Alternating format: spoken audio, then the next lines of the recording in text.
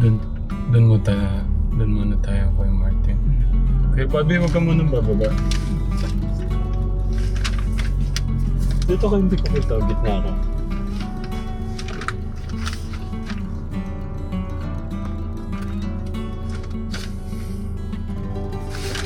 Mamaya okay pa? Oh. Kaya mo pa? Oh. Okay. May ano eh. May bibigay ako sa'yo. Pinabibigay ni Tatay Bong. Opo.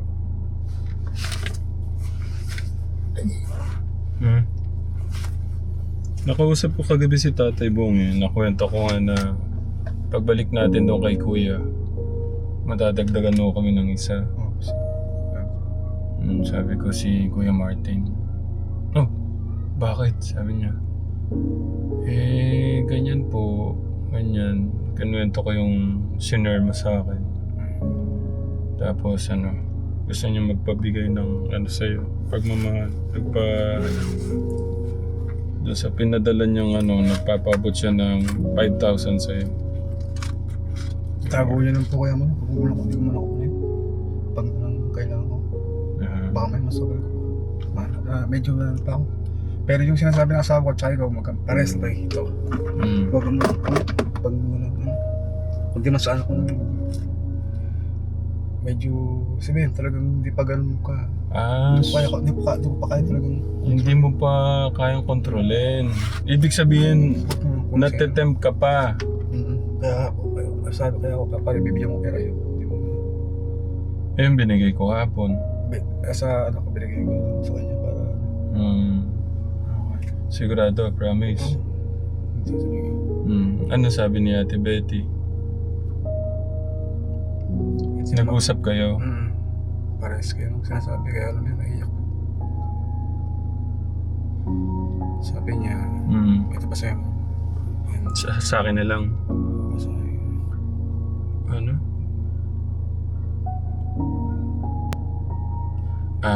Oo. Mas pares kayo nung mga sabi niya, magsimula ka.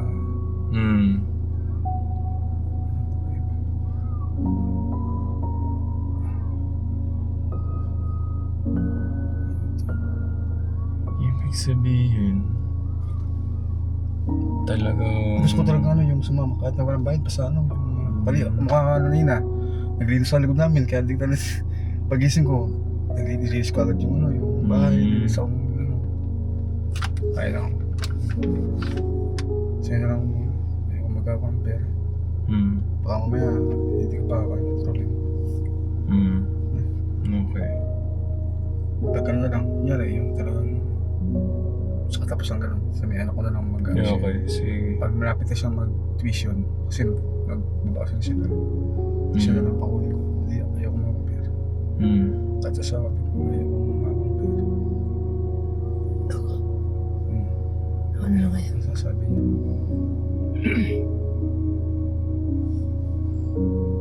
Sabi ko, salamat sa Pinabago na ng Diyos yung buhay mo.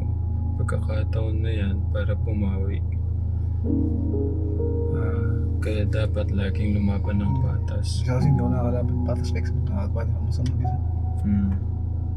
Parang pandaraya, minsan ganun. Diba, nakabi nga sa'yo, sa sugal, parang sa kaibigan mo, sa mga... Nakakapagsinungaling ka na. Sabihin mo, pambili ito ng... So, may pambiling gamot, pero ito sa sugal. May ganun pa lang, talaga minsan. So, ganun pang ganun. Isang kaibigan ko yung hindi talaga siya, may isang kaibigan na pag humingi talaga ako sa kanya, kahit paulit-ulit, bibigyan niya. Ito is, kaya sabi ko, ito kaibigan ko na ito, napakabait niya. Anong sabi niya? Sabi ko, nung nalaman mo? Nandun ko, talaga meron na problema, sabi niya sa akin. Ito yung chat ko, kahit 200, nahihingi talaga. Sabi niya pa isang pare, wala na yan. Ano mo pa yan ha? Oo. Best friend ko pa ito talaga itong kababata. Kasi kaya, kung parang iaano ka niya sa gawain mo. Wala nga eh. Sige. Hindi ka niya mahal. Sige, ikaw muna, Kuya Bobby. Babalik ako dyan. Sige, kahit kumain ka na. Gusto ko ano yung... Ibang ayaw mag-pair. At sana lang sa... At sa sawa, bilhin na niya akong itlog, ganyan. Tapos bibili akong tilapia, i-rep ko na lang. Ano, ganyan. Ayaw mo lang mag-pair.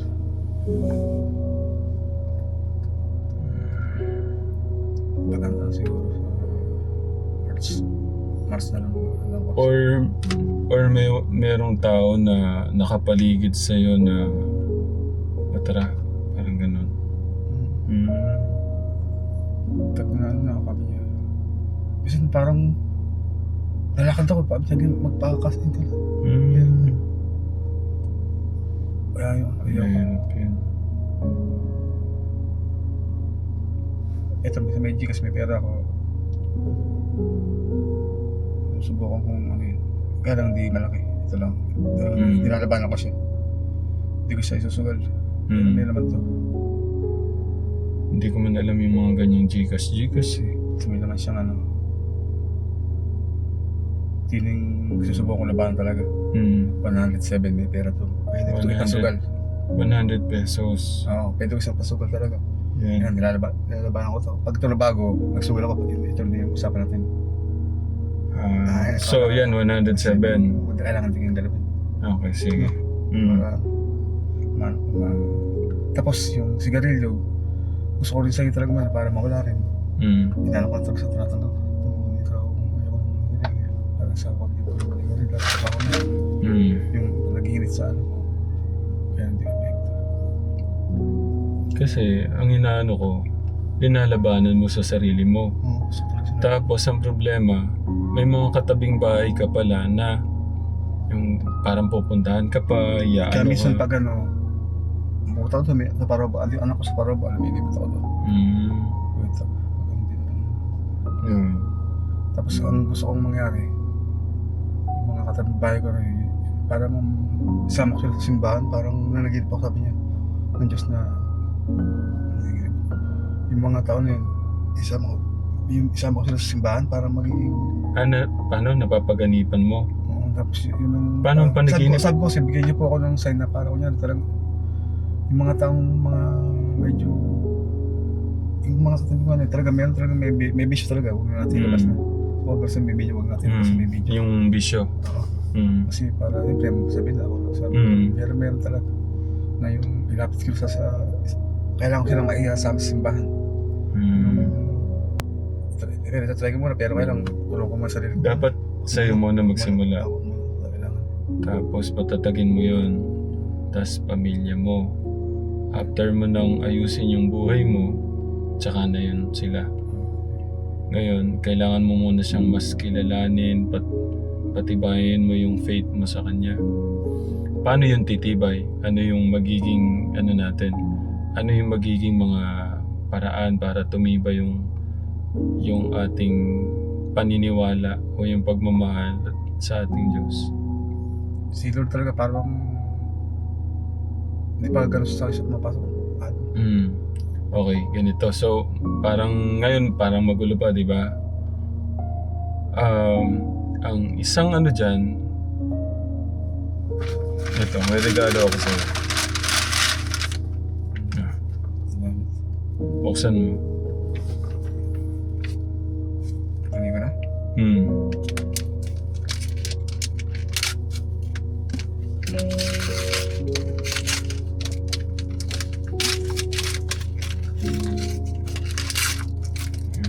Dati maraming nagbibigay niya sa amin, pero hindi ko na-appreciate. Yun yung gagabay sa atin para mas makilala siya. Para malaman natin yung mali.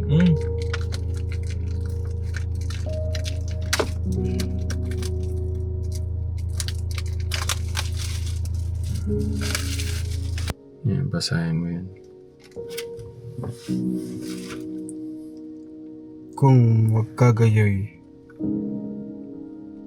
ang kahalayan,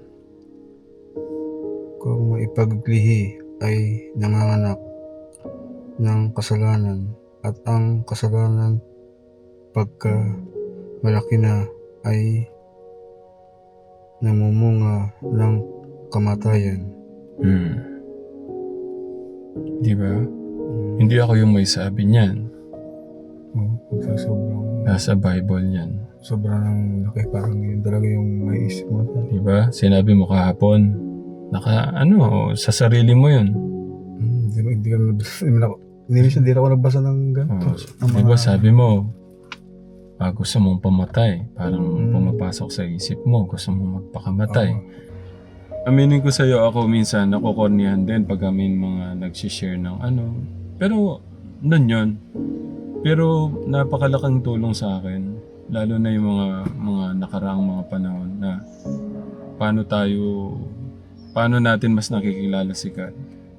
Kailangan natin siya para maiayos natin talaga yung buhay natin. Tapos, kailangan natin talaga yan para mas makilala talaga siya. Ano yung mga dapat nating gawin at hindi dapat gawin. Di naman ako ganun kaano, pero gusto kong, yun nga, i-share kay Kuya Martin kung ano man yung pwedeng maitulong ko sa kanya bilang naniniwala siya sa akin na hindi naman talaga ako ganun karunong sa pero ang mahalaga kasi Kuya Martin, yung relasyon natin kay God.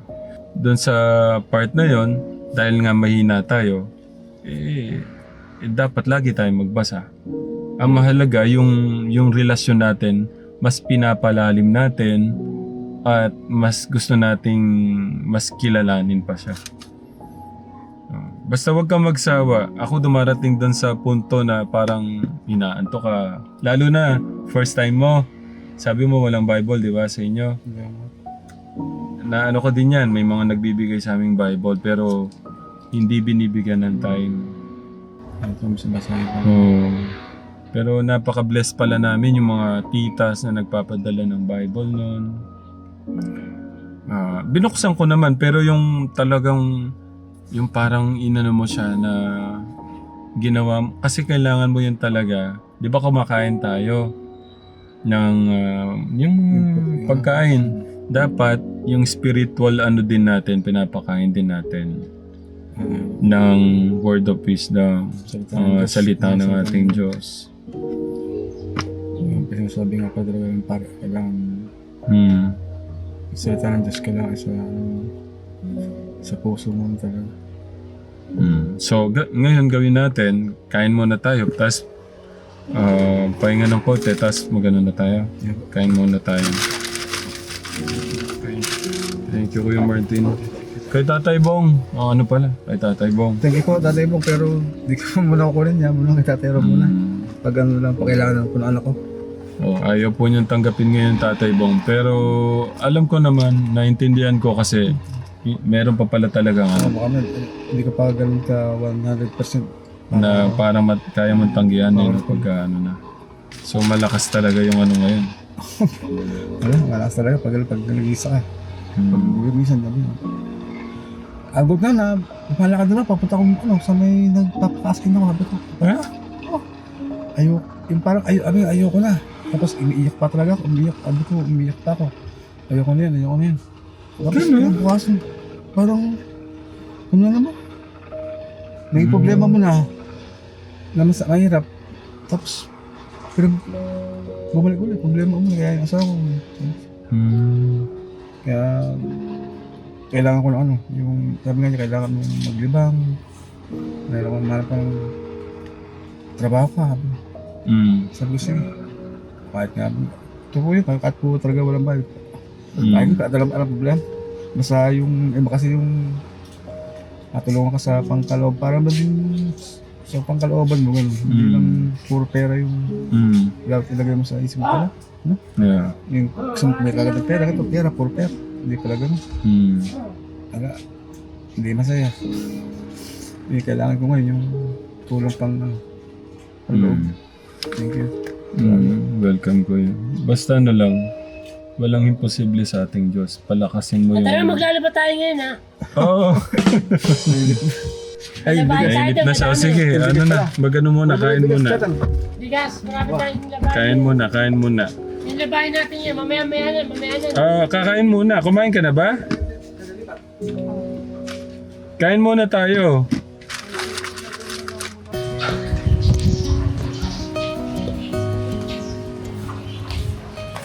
Ano yung tanong mo, Kuya Bobby? Kailan? Ay, babae. Papakilala mo sa akin. Ano yun, mga kasama natin? Papangasama ko na. Gusto mo makasama sa misyon? Hindi, sino ba yun? Parang nakita ka na yun. Saan? Sino ba yun? Secret mo. Babae. Mamaya makikilala mo na siya. Baka matanda na. Ay ba? Medyo matanda lang. Sino yun? Sabi mo, mga 50. Hindi! Pero siya naman ka, mga 50. Basta ang mahalaga, maintindihan ka niya, mahal ka niya. Pero maganda. Eh, bakit naman mayroong piyesta? Pupunta siya daw dito. Ba't isa lang, may kasama yun. Susunduin ko nga mamaya. Susunduin mo pa. Oo. Hindi na kasama, sasama ako. Hindi, susunduin ko nga. Hindi na sasama. Oo. Ay, ano mo, ibalik ka rin mo yung mga damit mo.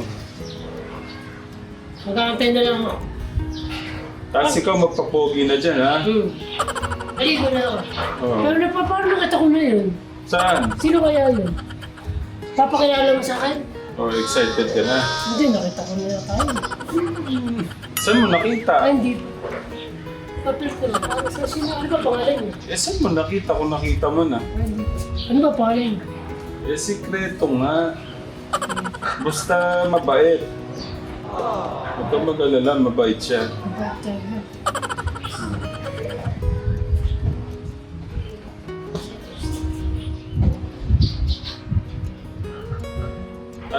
Ano pala ang gusto mo? Mas matangkad sa'yo o kahit na hindi masyadong matangkad sa'yo? O medyo... Peres lang. Kahit ganyan yun. kahit hindi matangkad sa'yo? Pag lang sumobrang ng malaki ah. Wala, sumobrang laki. Anong malaki? Hindi matangkad, sobrang matangkad. Kala ko malaki yung ano. Sumobrang matangkad. Kala ko yung malaki yung ano. Sumobrang matangkad. Okay na.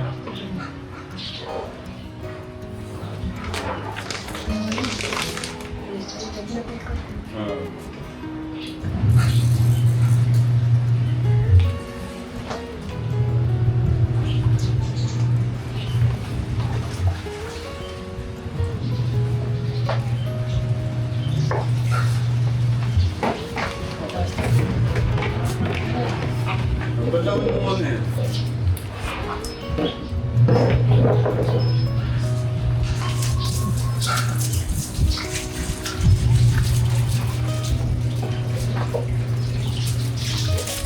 Nung ano rin po, tinuruan ko ito, Kuya Buddy. Mahirap ang turuan sa paglalaba. Mas gusto pa po niyang ano, magkamay. Mano-mano. Okay. Pagkatapos sumikot, anong gagawin, Kuya Buddy? Into. Hindi, pagkatapos suminto, anong gagawin? Oo nga! Ay, tatanggalin din mo. Anong gagawin mo sa damit? Ay, dito. Pipigay ko pala yun. Pipigayin mo. Okay. Pagkatapos sumikot, anong gagawin? Pipigay. Dadali mo doon. Tapos alis mo na, papay ko. Ayun. Gamit naman sa. Okay. Sige. Pero tatawagan mo ako, nandito lang ako ha. Okay. Maya-maya pupuntahan ko na yung ano mo. Yung pwede mong ligawan. Oh. Okay? Huwag mo kagad aayain sa ano, baka aayain mo kung saan-saan. Mas sobrang matanda na, saka malaki. Matangkad. Makikilala ko, napapakilala mo sa akin. Sino kaya yun? Paganda naman yun. Babae? Ano ba talaga? Gusto mo babae o lalaki? Hindi, babae. Sabi mo, papakilala mo sa akin. Oo nga, babae nga. Pupuntahan mo. Mamaya Oo, pa. pupuntahan ko nga. Sabi niya kasi magpapasalon muna, Papasalon? Oo. Ano bang gusto mo? Kulot? Straight yung buhok? Straight. Straight, diretso, walang kulot. Ano yung kasama mo na sa mission? Hindi nga pwedeng kasama sa misyon. Ano gagawin dito nun? Pagkagabi, may kasama ka na. Papakilala mo na sa akin. Oo.